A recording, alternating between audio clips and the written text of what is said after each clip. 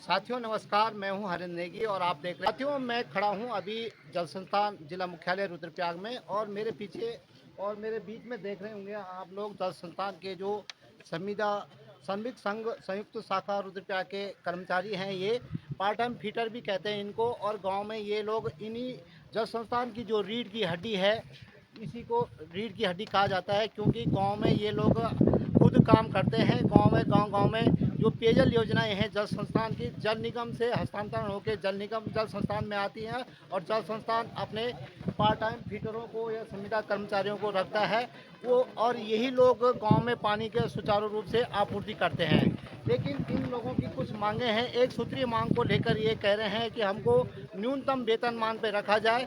किसी कर्मचारी को 500, किसी को 2000, किसी को 5000, किसी को 7000 इस तरह से दे रहे हैं। लेकिन इन लोगों का कहना है कि हमारे जो संगठन के लोग हैं, अन्य जनपदों में जो जो मांग रखी गई थी उनको पूर्ण कर दिया गया है, लेकिन रुद्रप्रयाग में अभी तक ये मांग पूर्ण नहीं हो पाई है और इसीलिए वो एक दिवसीय धरने पे यहाँ पे बैठे हुए हैं। एक सांकेतिक धरना है और एक सांकेतिक धरना के आधार पर उनकी एक चेतावनी है कि ये पहली चेतावनी है।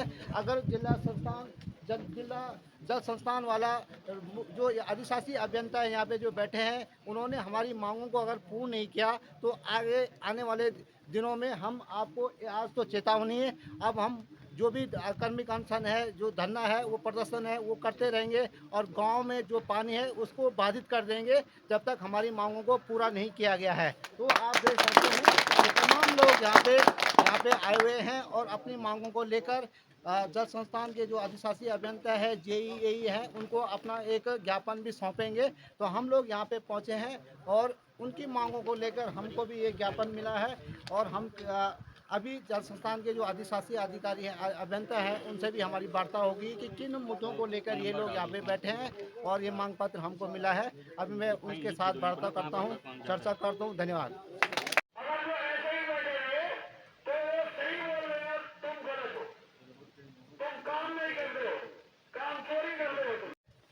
संगठन का बेड़ा गर्क करने के लिए होते हैं। डरते हो कि हमको हटा देंगे, इसलिए डरते हैं। इसलिए हक अपना जो होता है, जैसे हम बोलते हैं कि जब काम किया रहेगा ना तभी जाकर के भूख लगती है। अब जब काम ही नहीं करोगे तो भूख कहां से लगेगी? इसका मतलब आप काम ही नहीं करते हो, इसीलिए विभाग वाले आपको पैसा नहीं दे रहे हो। आप तो जबरदस्ती हमको यहाँ पे ला करके बिठा करके रख दिया। जब आप अपनी बात बोलने के लिए तैयार नहीं हो तो दूसरे के लिए क्या बोलेंगे? हमारी मांगे पूरी करो, हमारी मांगे पूरी करो, चाहे जो मजबूरी हो, मांग हमारी पूरी हो, मजदूरों का शोषण बंद करो, मजदूरों का शोषण बंद करो। सभी भाइयों से मैं ये अपेक्षा रखता हूँ कि कोई खड़ा बोलने के लिए यहाँ पे कोई खड़ा नहीं उतर रहा है। आप ऐसा ना डरिए, बिल्कुल डरने की बात नहीं है। जहाँ पे कोई बात होती है आप तुरंत फोन कीजिए, आप लोगों का समस्या समाधान किया जाएगा। आप बिल्कुल ना डरिए, जेई हो, एई हो या कोई भी हो, उनके ऊपर भी बैठते हैं। ये नहीं है जे के ऊपर एई है, ए के ऊपर एक्शन है, एक्शन के ऊपर महाप्रबंधक लगा नीचे। आप डरिए नहीं, बिल्कुल डरने की बात नहीं है।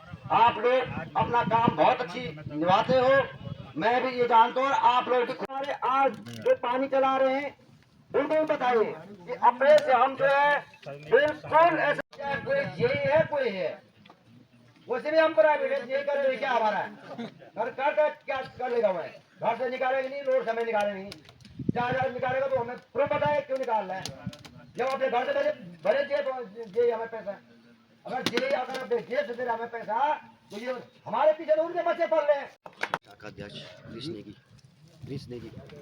नेगी जी, किन मांगों को लेकर आप जल संस्थान के धरने में बैठे? कौन से, पहले तो सबसे पहले ये अपना परिचय दीजिए कि कौन से कर्मचारी हैं आप? हम जो है श्रमिक कहलाए जाते हैं, इनका जो है पार्ट टाइम फिटर कहलाए जाते हैं हम लोगों को। और जो हमारी मांगी थी, एक ही सूत्र मांग थी हमारी, ये हमने कितने बार यहाँ ज्ञापन देते देते थक गए हैं। ये हमारी मांगों को सुनने के लिए तैयार नहीं है, जबकि महाप्रबंधक देहरादून से हमें ये पूरा कागज़ हमारे पास हैं कि हमें जो है हमारी जो न्यूनतम वेतन है वो हमें दिया जाए, हमारा ईपीएफ काटा जाए, हमारा इंश्योरेंस काटा जाए। ये इस इसको काटने के लिए तैयार नहीं है। ये लोग कह रहे हैं कि आप लोग जो हैं पार्ट टाइम फिटर हैं, तो हम इनसे ये पूछना चाहते हैं अगर पार्ट टाइम फिटर हैं तो फिर हमें रखा क्यों गया। ये कहते हैं कि 2 घंटा काम करते हैं, 2 घंटे का हमें मजदूरी देते हैं। 2 घंटा कहाँ से देते हैं? ये तो दिन भर हमें लाइनों पे लगा रहते हैं कि कभी इधर जाओ कभी इधर जाओ, फिर भी हमारा शोषण कर रहे हैं। कितना मिलता है आपको? हमको मिलता है इस टाइम 7,000। मुझे हो गए 18 साल यहाँ पे काम करते हुए। किसी को 2,000 दे रहे हैं, किसी को 500 दे रहे हैं, इनका कोई पता ही नहीं है कैसे कर रहे हैं। ये तो सारा श्रमिक का शोषण कर रहे हैं यहाँ पे। अब मांग क्या है? मांग हमारी ये है कि हमें यहाँ जो हमारी न्यूनतम वेतन है वो हमें दिया जाए, हमारा EPF कटा जाए, हमारा इंश्योरेंस कटा जाए। हमारी यही मांग है इनसे। न्यूनतम वेतन कितना? न्यूनतम वेतन जो है और कुशल का जो है 12,000 रुपये है, कुशल का जो है 13,000 रुपये है, अर्ध कुशल का जो है 11,000 रुपये है। तो ये अर्ध कुशल का जो है, ये अर्ध कुशल का जो देते हैं 12,391 रुपये जो हमारी बनती है। अर्ध कुशल का है 13,110 रुपया और कुशल का जो है 13,885 रुपये जो बनती है वो देना चाहिए। पर ये हमें न देकर किसी को 500, किसी को 1,000 रुपया, किसी को 2,000 रुपया देते हैं और इसी में धमकी भी देते हैं कि आपको हम निकाल देंगे। हम चंद्रमोहन खत्री और मैं गढ़वाल मंडल अध्यक्ष संविदा श्रमिक संघ उत्तराखंड जल संस्थान से हूँ। किन मांगों को लेकर यहाँ पे बैठे हो और कितने दिन की ये हड़ताल है, क्या चेतावनी है? यहाँ जनपद रुद्रप्रयाग में श्रमिकों की एक समस्या, सबसे पहली समस्या यह है कि न्यूनतम वेतन इन श्रमिकों को नहीं मिलता है और ये PPF ESI की सुविधा इन श्रमिकों को आज तक नहीं दी जा रही है, जिससे ये इस संबंध में इन श्रमिकों द्वारा कई बार अधिशासी अभियंता से भी वार्तालाप की गई, लेकिन उनका स्पष्ट कहना है कि वो सीधा मना करे कि हमारे पास पैसा नहीं है इसके लिए। लेकिन जबकि ये हमारे आदेश नहीं, ये श्रम मानकों के अनुसार श्रम कानून कह रहे हैं कि ये इनको न्यूनतम वेतन दिया जाए। जबकि इस संबंध में हमारा बीच में 29 जुलाई से और 10 अक्टूबर के बीच हमारा धरना प्रदर्शन मुख्य महाप्रबंधक जल संस्थान देहरादून में हुआ था और उस दौरान हमारे इन शर्तों 15 बिंदुओं पे सहमति बनी थी मुख्य महाप्रबंधक के समक्ष। लेकिन उन बिंदुओं का ये अधिशासी अभियंता महोदय आज तक उनके द्वारा अपने मुख्य महाप्रबंधक के द्वारा दिए गए निर्देशों का पालन तक नहीं किया जा रहा है। तो क्या अन्य जिलों में हो गया है? अन्य जिलों में सभी जगह न्यूनतम वेतन ESI EPF कौन से जिले हैं जहाँ सभी है? उत्तराखंड के सभी जिले हैं। पौड़ी है, टिहरी है, पौड़ी की बात करूँ मैं, टिहरी की बात करें, हाँ, कुमाऊं की बात करूँ, सब जगह मिलता है। वहाँ न्यूनतम वेतन जहाँ नहीं मिल रहा था वहाँ मिल चुका है, मिलने शुरू हो गया है। तो कितने दिन तक रहोगे आप? आज तो अभी तो एक दिवसीय सांकेतिक धरना है। अगर इन मुख्य महाप्रबंधक द्वारा अगर इन बिंदुओं पे विचार नहीं किया गया तो आने वाले शायद 10-20 अप्रैल के बाद अनिश्चितकालीन धरना प्रदर्शन की चेतावनी हमारे संगठन द्वारा दी जा रही है। आशा है कि अधिशासी अभियंता महोदय इन श्रमिकों के साथ विचार विमर्श करके भी कुछ रास्ता निकालें। जी, आप लोग भी जल संस्थान के जो श्रमिक हैं उनको अपना समर्थन देने पहुंचे हैं, क्या किन मांगों को लेकर अपना समर्थन दे रहे हो? ये हमारे जल संस्थान के जो है PTC कर्मचारी हैं, ये बड़े लंबे समय से मैं देख रहा हूँ, कई सालों से ये डिमांड कर रहे हैं कि हमको जो है जो सरकारी कर्मचारी का जो हिसाब किताब है वो हम पे भी लागू होना चाहिए। लेकिन आज तक कि हमारे जो ये संस्थान के कर्मचारी हैं जो एक रीढ़ हैं, ये संस्थान के रीढ़ हैं जो गाँव में पेयजल सप्लाई का काम कर रहे हैं, लेकिन सरकार इनकी डिमांड को की अवहेलना लगातार करती आ रही है। और ये लोग देहरादून से लेकर के आपका जिला मुख्यालयों तक आंदोलन इनका जारी है। मेरी आपके चैनल के माध्यम से ये डिमांड है, कम से कम जो है इनको जो है EPF जैसी उपनल के कर्मचारियों को जो सेवाएं मिल रही हैं, फिलहाल जो उपनल के जो हमारे कर्मचारी हैं प्रदेश में, उसी प्रकार से फिलहाल इनको जो है उपनल के माध्यम से ही इस विभाग में रखा जाए, जिससे जो सुविधाएं उपनल के कर्मचारियों को मिल रही हैं इनको भी मिले। मेरा ये डिमांड है। और दूसरा जो है जो इनकी स्थायी इनके एक तो बीमा होना चाहिए, सरकार की तरफ से बीमे की व्यवस्था होनी चाहिए, और जो इनके परिवार की सुरक्षा जो स्वास्थ्य सुरक्षाएं हैं उनके लिए अलग से व्यवस्था जो है सरकार को करनी चाहिए, जिससे क्योंकि ये लोग गाँवों में जो है निरंतर रात दिन जल का काम करते हैं, योजनाओं पे बिजी रहते हैं। तो मेरा आपके माध्यम से कहना है, आपके चैनल के माध्यम से इनकी मांगों को आप तुरंत। मैं मंगेश प्रसाद लखेड़ा और मैं संविदा श्रमिक संघ का प्रदेश महामंत्री हूँ। लखेड़ा जी, ये लोग क्यों धरने पे बैठे हैं? क्या सूत्रीय किन सूत्रीय मांगों को लेकर बैठे हैं? जी, सबसे पहले तो मैं आपका भी धन्यवाद करना चाहूँगा कि आपने इन श्रमिकों की जो समस्या है इनको आप जन तक पहुँचा रहे हो और अधिकारियों तक पहुँचा रहे हो।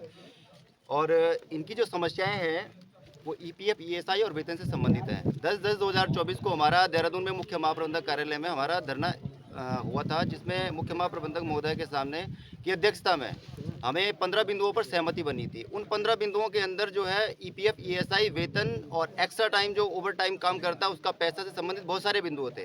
तो उसके बाद हम यहाँ अधिशासी अभियंता जो महोदय हैं यहाँ पे पिल्लई साहब, उनके साथ हम यहाँ पे आए थे और वार्ता की थी हमने। लेकिन उसके बावजूद भी, वार्ता करने के बावजूद उनका कहना है कि इनको ये एक पार्ट टाइम में रखे हुए हैं, जबकि कार्य इनसे 8 से 12 घंटे करवाया जा रहा है। तो पार्ट टाइम के किस प्रकार से हो गई है? क्या अन्य जनपदों में भी तो होंगे जी ऐसे? जी बिल्कुल हैं, लेकिन अन्य जनपदों में तो 10,000 12,000 रुपये वेतन दिया जा रहा है ना।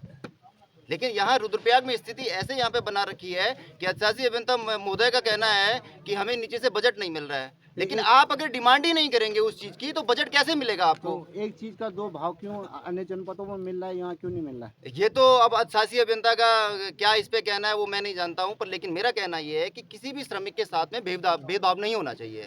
क्या आज यदि वार्ता हुई आज? जी आज कोई बात वार्ता नहीं हुई। नहीं तो अभी आप गए अब इनके पास? नहीं नहीं, अभी हम लेटर रिसीव करवाने जाएंगे तो पता चलेगा वहाँ कौन है। पार्ट टाइम फिटर जो यहाँ पे बैठे हुए हैं वो अपनी एक सूत्रीय मांगों को लेकर बैठे हुए हैं। वो कह रहे हैं कि एक उत्तराखंड में पूरी जगह मिल रहा है लेकिन रुद्रप्रयाग में नहीं मिल रहा है। ऐसा क्या होगा? ऐसा नहीं, यहाँ पे जैसे पंप हाउस में है तो वहाँ पूर्णकालिक लेबर जहाँ पे है वहाँ पे हम भी पूरा उनको टाइम दे रहे हैं, उनको सारा कुछ उनका भी कर रहा है, उनको पूर्ण मानदेय मिल रहा है। लेकिन जो ग्रामीण पेयजल योजना है, कुछ नगरीय पेयजल योजना हमारे हैं जिसमें हमारी अंशकालिक के रूप में काम कर रहे हैं, उन लोगों को पीएफ वगैरह वगैरह उनका नहीं कटता। वो सब घंटे के हिसाब से उनका मानदेय दिया जा रहा है और ठेकेदारी प्रथा पे ठेकेदारों को भी वही मानदेय दिया जा रहा है, वो घंटे के हिसाब से। तो ये जो लोग हैं ये क्यों अपनी मांगों को लेकर बैठे हैं? इनका कहना है कि हमें भी उतना ही वेतन दिया जाए जैसे पंप वालों को दिया जा रहा है, अन्य लोगों को दिया जाए कि हमारा भी पूरा समय हम वहाँ देते हैं। इनका कहना ये है, लेकिन वास्तव में इतने लोग यहाँ पे लगे हुए हैं, वाल ऑपरेटर लगे हुए हैं, एक ही योजना पे 3-3 4-4 लोग लगे हैं, तो उनको पूर्णकालिक रूप से दिया जाना वर्तमान में संभव नहीं है। तो क्या शासन के भी निर्देश हैं?